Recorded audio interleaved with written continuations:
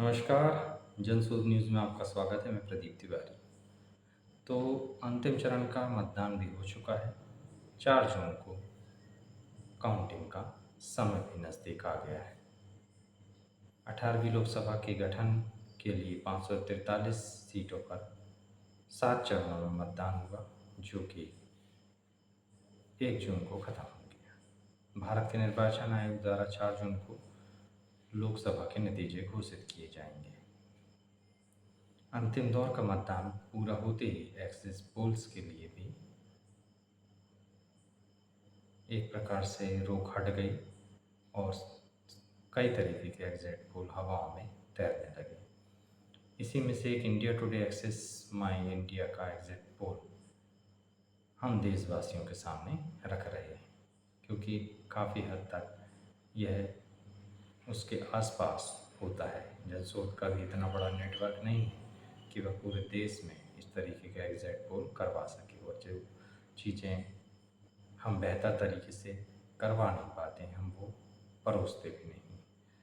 एक समय ज़रूर आएगा जब जनशोध इस तरीके की गतिविधि करके इससे भी बेहतर नतीजे आपके सामने प्रस्तुत करने की कोशिश करेगा। बहरहाल, आइए जानते हैं किस पार्टी या गठबंधन को एग्जिट पोल में किस राज्य में कितनी सीटें मिल रही हैं। इंडिया टुडे एक्सेस माई इंडिया के एग्जिट पोल में फिर एक बार एनडीए की सरकार बनती हुई दिख रही है। प्रधानमंत्री श्री नरेंद्र मोदी फिर से प्रधानमंत्री बनते दिख रहे हैं। देश की 543 लोकसभा सीटों में से हुए मतदान के बाद अब एग्जिट पोल के नतीजे साफ हो गए हैं। इस एग्जिट पोल के मुताबिक एनडीए को 361 से 401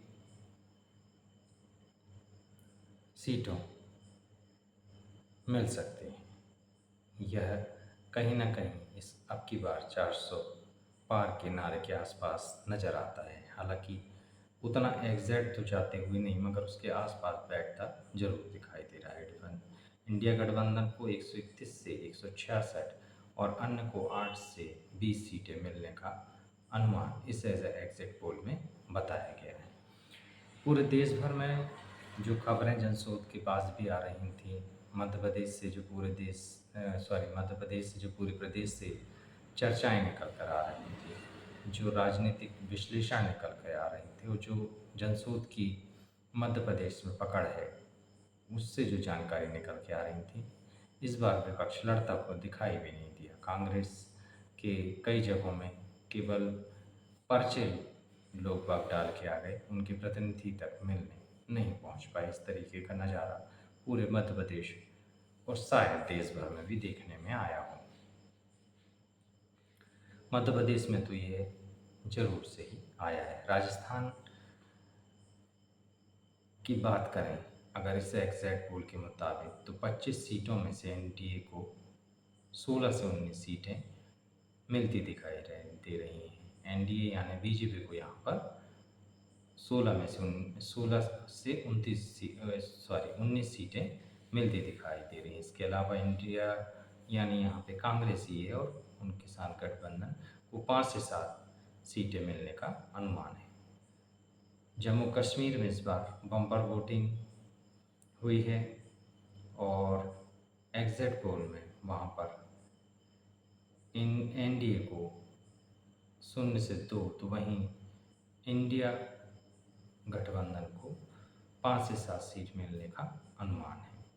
जम्मू कश्मीर की 5 सीटों में से 3 पर इंडिया ब्लॉक की जीत हो सकती है, और 1-2 सीटें बीजेपी को मिलती दिखाई दे रही हैं। ये सीटें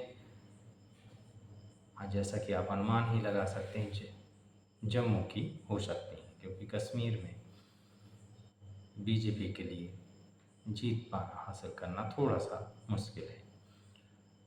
उत्तर प्रदेश में अगर सीटों की बात करें, सीटों के आंकड़ों पर नज़र डालें इस एग्जिट पोल के मुताबिक, तो एनडीए को 67 से 72 सीटें मिल सकती हैं। इसके अलावा इंडिया को 8 से 12 सीटें मिलने का अनुमान है। वहीं मायावती की बसपा पार्टी को 1 सीट मिलने का अनुमान इस एग्जिट पोल के अनुसार बताया जा रहा है। उत्तर प्रदेश का एक टुकड़ा होकर बने उत्तराखंड की बात करें तो इसके अलावा वहाँ पर सभी 5 सीटें भाजपा को मिल रही हैं। बिहार से टूट कर बने छोटे से टुकड़े झारखंड में एनडीए को 8 से 10 सीटें मिलने का अनुमान है। वहीं यहीं इसी राज्य पर इंडिया गठबंधन को 4 से 5 सीटें मिलने का अनुमान है। 14 सीटें वाले राज्य में भाजपा को नुकसान होता दिख रहा है। बिहार की बात करें तो एनडीए को 29 में से 33 सीटें मिल सकती हैं। इसके अलावा 2 सीटें अन्य के खाते में जाती दिख रही हैं। मध्य प्रदेश में सीट की बात की जाए तो एग्जिट पोल में से चूँकि मध्य प्रदेश में पूरी 29 सीटें हैं और केवल छिंदवाड़ा एक ऐसी सीट है जो कि कमलनाथ की हुआ करती थी, अब उनके बेटे नकुल नाथ उसे लीड करते हैं, वह केवल कांग्रेस के पास थी, मगर इस बार कहा जा रहा है कि वह भी बीजेपी के खाते में आने वाली है। नकुल नाथ ने इस बार कई मुद्दों पर प्रशासन से शिकायत भी की है। बहरहाल उसके नतीजे जो भी हों, मगर मध्य प्रदेश में 28 से 29 सीटें बताई जा रही हैं। जो 28 से 29 सीटों का अनुमान है, इसमें वही एक सीट पर कस्मक केस है, वह है छिंदवाड़ा की सीट। इसके अलावा इंडिया को यहाँ पर एक सीट बताने का, 0 से 1 सीट बताने का जो एक इस पोल में दिखाई दे रहा है, वह यही है जो छिंदवाड़ा की सीट है। चंडीगढ़ में इस बार कांग्रेस की जीत हो सकती है। यहाँ से अब तक भी बीजेपी की किरण खैर सांसद हुआ करती थी। इस बार यहाँ से कांग्रेस के मनीष तिवारी की जीतने की संभावना, ऐसा यह एग्जिट पोल बता रहा है। एग्जिट पोल के आंकड़ों के मुताबिक हरियाणा की 10 सीटों में से भाजपा को 6 से 7 सीटें मिल सकती हैं। वहीं भाजपा को यहाँ पर 6 से 8 तो कांग्रेस को 2 से 4 सीटें मिल सकती हैं। देश की राजधानी दिल्ली में एनडीए को कहें या बीजेपी को कहें 6 से 7 सीटें मिल सकती हैं और इंडिया को यहाँ पर 0 से 1 सीट मिल सकती है, जो कि कांग्रेस है। महाराष्ट्र की बात करें तो 48 सीटों वाले महाराष्ट्र में एनडीए को 28 से 32 सीटें और इसके अलावा इंडिया को 16 से 20 सीटें मिलने का अनुमान यह एग्जिट पोल बता रहा है। गुजरात में एग्जिट पोल की बात करें तो एनडीए को 25 से 26 सीट और इंडिया को 0 से 1 सीट मिलने का अनुमान है। तेलंगाना में एनडीए को 11 से 12 सीटों का और बीजेपी को 26 से 31 और टीएमसी और इंडिया को 1 सीट मिलने का अनुमान है, यानी ये कांग्रेस की सीट होगी।